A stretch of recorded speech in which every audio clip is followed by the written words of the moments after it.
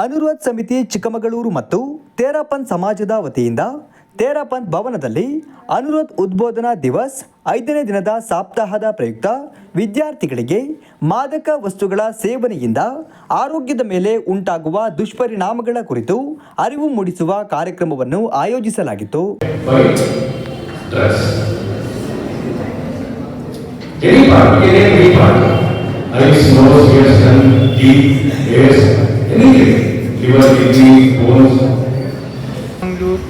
Is organizing an event of de-addiction.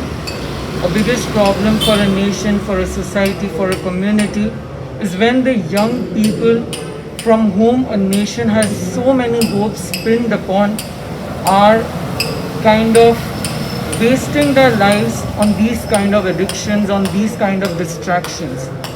How do we leave this? We all know the harms, we all know the repercussions, we all know what all bad things can happen with all these kinds of things, but still people are going for it. If we want to leave those things, we need to create good habits. Only good habits can help us kind of stop from gaining more bad habits. When the good habits come, the bad habits definitely themselves go outside. Doctor Santosh ಅವರು ಮಾತನಾಡಿ, ಮಾದಕ ವಸ್ತುಗಳ ಸೇವನೆಗೆ ಒಮ್ಮೆ ಒಳಗಾದರೆ ಅದರಿಂದ ಹೊರಬರುವುದು ಕಷ್ಟ. ಇದು ಮಾನವನ ಆರೋಗ್ಯದ ಮೇಲೆ ದುಷ್ಪರಿಣಾಮ ಬೀರಲಿದೆ ಎಂದು ಹೇಳಿದರು. ನಮ್ಮ ದೇಶದಲ್ಲಿ 16ರಿಂದ 20 ಕೋಟಿ ಡ್ರಗ್ ಯೂಸರ್ಸ್ ಇದ್ದಾರೆ. ಇದು ಆಲ್ಕೋಹಾಲ್ ಮತ್ತು ಇತರೆ ಮಾದಕ ವಸ್ತುಗಳನ್ನು ಸೇರಿಸಿ ಹೇಳ್ತಾರೆ ನಂಬರ್ಸ್. ಇದು 2020ರಲ್ಲಿ 16ರಿಂದ 20 ಕೋಟಿ ಅಂತ ಹೇಳ್ತಿದ್ರು. ಮೇ ಬಿ 2024 ಬಂದರೆ ಇನ್ನೊಂದು 4-5 ಕೋಟಿ ಜನ ಸೇರ್ಕೊಂಡಿರ್ತಾರೆ.